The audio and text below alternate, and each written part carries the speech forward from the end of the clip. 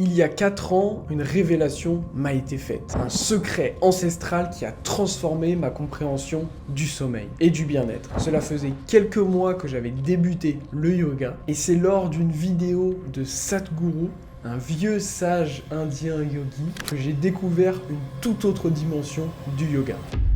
Lui, malgré son âge avancé, expliquait dormir seulement 2, 3 à 4 heures maximum par nuit et être au top de sa forme. La clé de son sommeil, c'était privilégier un sommeil de qualité incroyable plutôt que chercher une quantité de sommeil. Et le secret derrière ça, le yoga nidra.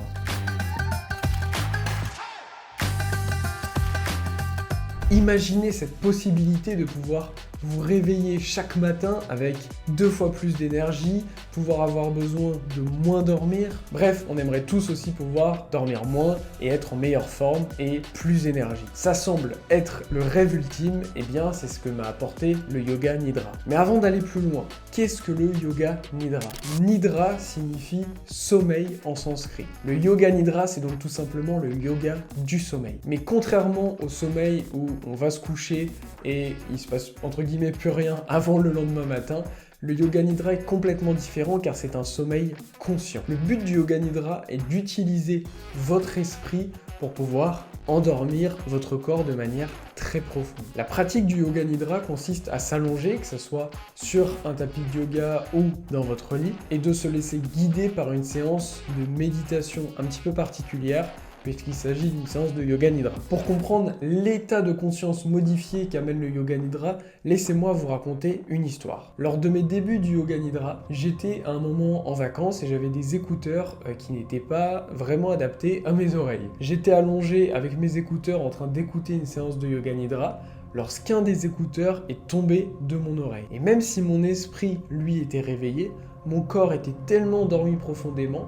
que je ne pouvais même pas bouger ma main pour pouvoir rattraper mon écouteur car mon corps était endormi. Et c'est ça le pouvoir du yoga nidra. C'est utiliser son esprit pour amener son corps à un niveau d'endormissement et de récupération beaucoup plus élevé. Il est régulièrement admis que 20 minutes de yoga nidra pourraient valoir 3 à 4 heures de sommeil de qualité. Le yoga nidra est donc une forme de yoga qui permet tout simplement de se régénérer complètement d'un point de vue physique et mental. Mais alors, comment débuter le yoga nidra? Est-ce que c'est difficile? Pour débuter le yoga nidra, je vous ai conçu une séance spécialement pour vous qui regardez cette vidéo.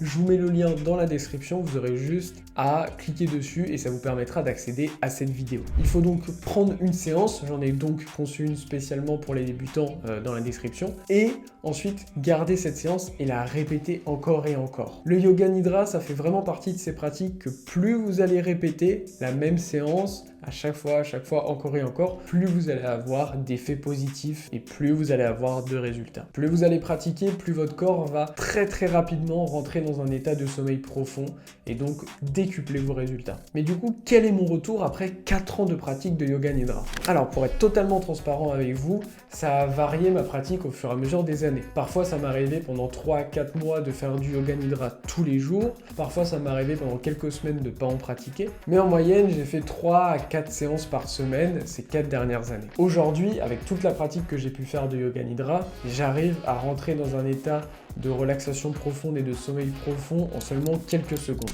Mais quand j'ai commencé, c'était pas évident. C'était pas évident parce que rester allongé à rien faire, entre guillemets, ça me faisait penser à plein de choses.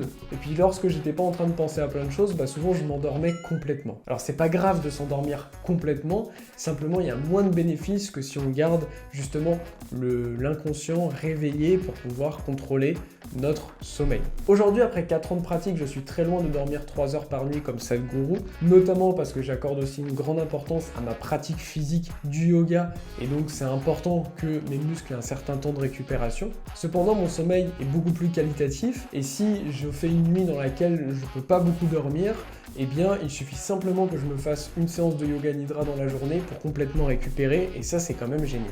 En bref, le yoga nidra c'est aussi une super manière de pratiquer la méditation pour celles et ceux qui, comme moi, ne sont pas forcément fans de rester assis en essayant de méditer. Pour débuter du coup le yoga nidra, augmenter la qualité de votre sommeil, je vous mets un petit lien en description et je vous dis à très vite pour une nouvelle vidéo. N'oubliez pas de vous abonner et d'activer la petite cloche pour ne rien louper. Namasté.